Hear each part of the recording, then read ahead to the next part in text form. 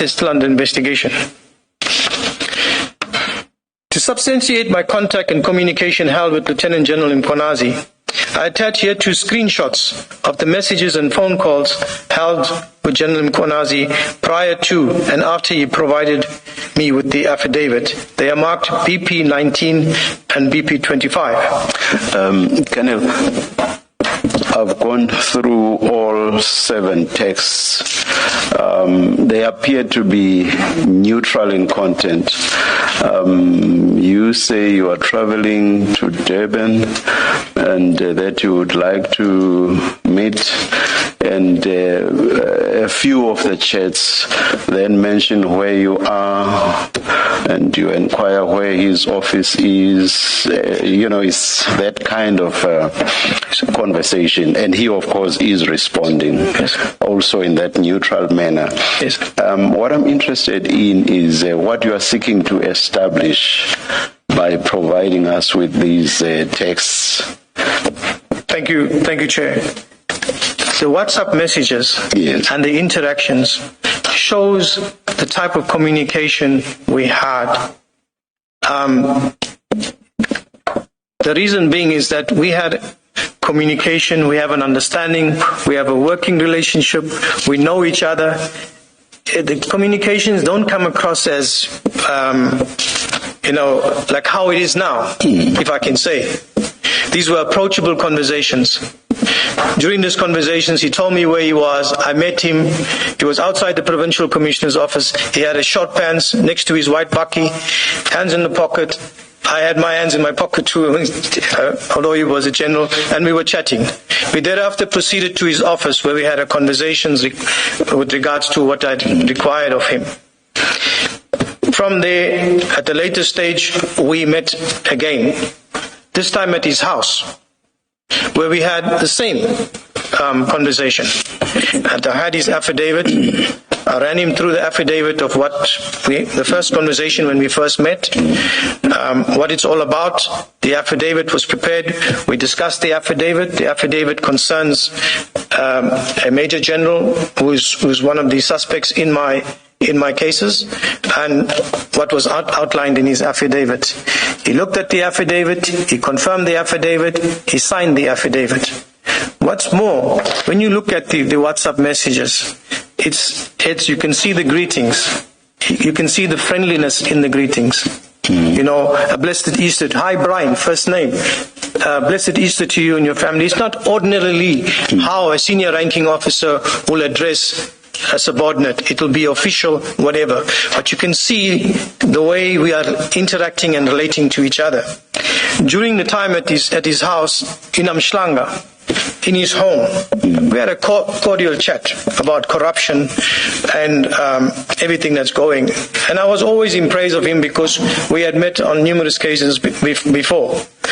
And in that particular meeting, Commissioner, he was aware, because I told him General Kumalo is going to be arrested. He was aware also that other generals were going to be arrested too as well. And his response to me, well, they must face their own situations. He was comfortable.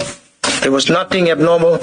He was not angry. And we sat in the lounge for quite some time. And then after he wished me well, everything, and I took my leave. So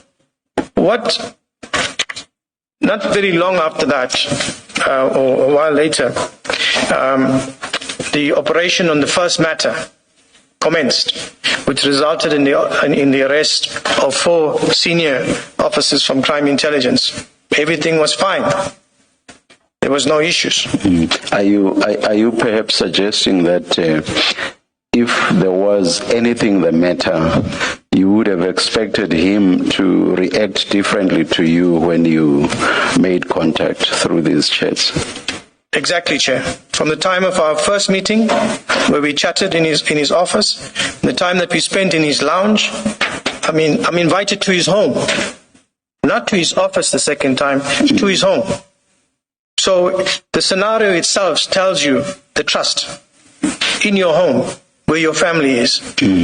So what I'm saying, the Commissioner, he was aware, he had no problems with what we were doing, and when they arrest, the second arrest or the second takedown operation on the second matter, we have several case dockets and several matters that we were busy at that stage that we're going to follow in a sequence. So the first matter commenced, there was going to be a break, a second matter would have commenced, a break, then a third matter would have commenced. When the second matter commenced, I was not involved in the arrest of the accused. But I was at the police station.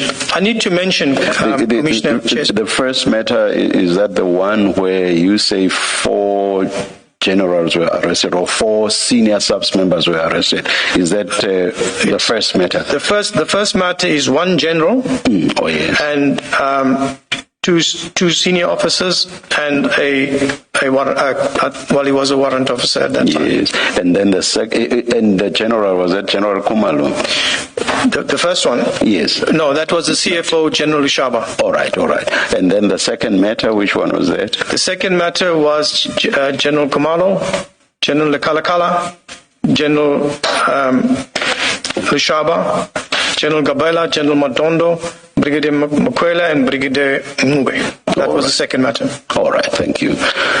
If you want to continue, you may, but you've answered me because I just wanted to understand what you are seeking to convey when you refer us to these chats. No problem. Thank you. And because you've touched on it, Commissioner, yes. What I wanted to say is that... And I'm not stopping you. If you want to continue, you may.